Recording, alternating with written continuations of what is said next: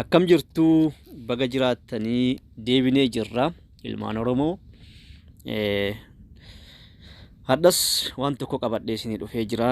Mata dureen isaa waa'ee kijibaati. Kijibni maal akka ta'e wajjumaan ilaalla jechuudha.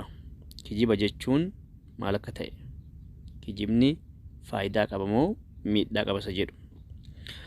Warroonni chaanaalii kanaaf maatii taatanii subscribe like godhaa jirtan ulfaadha galatooma. Warri chaanaalii kana hin beekne ammoo koottaatii subscribe like godhaa shaasheetuuf jedha.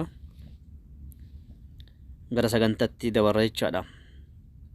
Hoggaa haasoftuu dhugaa dubbadhu. Dhugaan ilmoo rabbiiti jedhanii mitiire. Kijiba yookiin soba jechuun faallaa waan dhagayanii hojjetanii fi dubbatanii dubbachuudha. Kijibni dhugaa jiru dhoksuudha yookiin soba fakkeessuudha. Namni kijibu akka nama fooliin badaan irraa xiraa'uuti. Namni hundi isa xireeffata, ni jibbama. Hawaasa keessatti amanamummaan isaa irraa mulqamuun nama kijibaan beekamu ta'ee balaaleffatama. Miidhaa kijibaa. Miidhaa akkamii keessa kijibni? Kijibni miidhaa hammana hin jedhamne dhuunfaan maatii meeqatu sababa kijibaatiin addaan bittannaa'e, qaama meeqatu sobaan samamaa jira. Sababoota kijibaatiin nama kakaasan: tokko, namni maaliif kijibatti ka'a? Tokko, sodaa rabbii dhabuu. Namni tokko rabbiin boru arraba kiyya na qaba, boru duuti ni jirti, boru rabbi na adaba yoo ka jedhu taate hin kijibu jecha. Kanaafuu sodaa rabbii dhabutu kijibatti nama kaasa. Lammaffaa immoo gareetti makamuu yaada namoota harkisuu fi kijibuu. Namni yommuu gareetti makamu namoonni akka isa jajaniif yookaan akka kolfaniif kijiba uuma namni sun jecha, garee san keessa beekamtii argachuuf. Sadiin, haala rakkisaa keessa yommuu jiran wantoota isaan qunnaman ofirraa deebisuuf kijiba namni kun jecha. Afur, ijoollee irraa eegalee kijiba waliin guddatu maatii irraa jecha.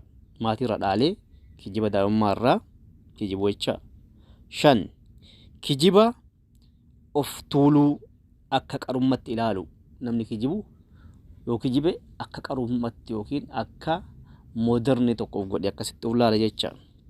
Kijibarraa of qusachuu jedha. Namni tokko kijiba dhiisuuf maloota hundatti fayyadamuu qaba. Tokko, bakka yeroo kamuu kijiba dhoowwuu ta'ee yaaduu.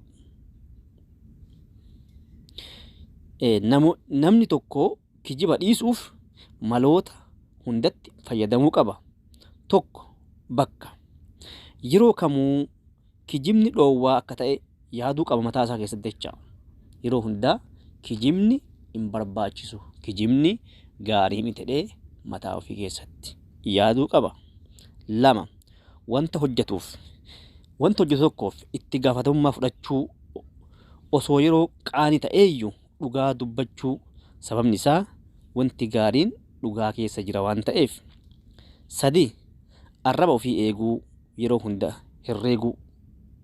Maaliif jedhee of gaafachuu. Maaliif akka dubbadhe, maaliif akka sobu.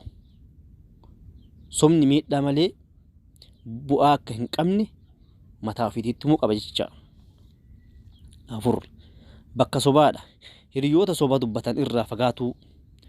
Hiriyoota soba dubbatan irraa of fageessee warroota dhugaa dubbatan, beektota, hayyoota wajjin ooluu qaba jecha.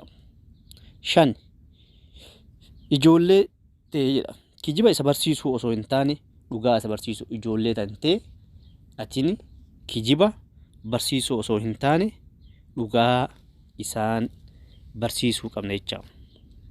Kanaafuu hoggaa haasoftan dhugaa haa dubbannu kanaaf jedhama jecha. Asirratti dubbii takka isin himee xumura. Namticha tokkotu garba tokko gurguruuf gabaa baase. Garba jechuun namni daldala garbaatiin akka gurguramuu ni beektu. Garba gurguruudhaaf gabaa baase. namtichi isa bitatu dhufee gaafate akkamii haalli isaa hin bitadhaa jedheen. Ni dalagaa, ni hojjeta, haalli isaa hundi gaarii, garuu waa takka qofaa rakkoo qabaa jedheen. Maal rakkoon isaa jennaan?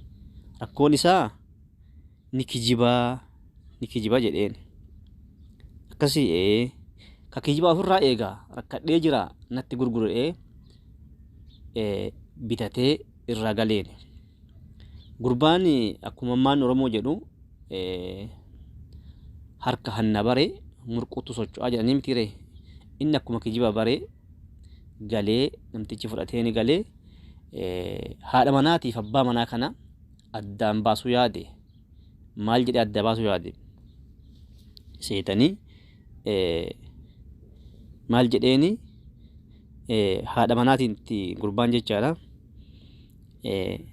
Abbaan manaa kan kee sirratti fuudhuu deemaa jedheen jecha haadha manaatiin, haadha mana namicha kanaatiin. Calliste isiinis abbatti dhaqee abbaa manaatillee si ajjeesuu deemtii, haati manaatii si ajjeesuu deemtii jedheen. Deemi kijiba qaraan kijibdaanii ani yogguu si bitadhu sanuun kijibaan beekamaadhaatiin kijiba keessirraan fuudhu deemi gara dalagaa jedheen. Inni deebi'e ammallee haadha manaatiin akka inni sirratti hin fuune ziirii yookiin falfala irratti si dalagaa yogguu inni rafu albee qabadhuuti areeda isaarraa murii rifeensa sanatti fidii jedheen akka inni sirratti hin fuune godha.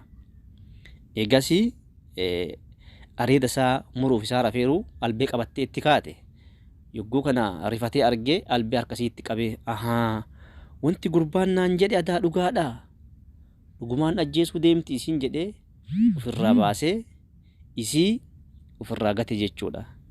Kanaafuu kijibni rakkoo guddaa hawaasa keessatti geessaa. Kijibarraa ufaa eenyu hanga danda'ameen hundi keenya kijibuun miidhaa malee faayidaa takka qabu. Kijibarraa ufaa eenyu isiniin jedha. Galatooma ulfaadhaa, nagaan turaa isiniin jedha.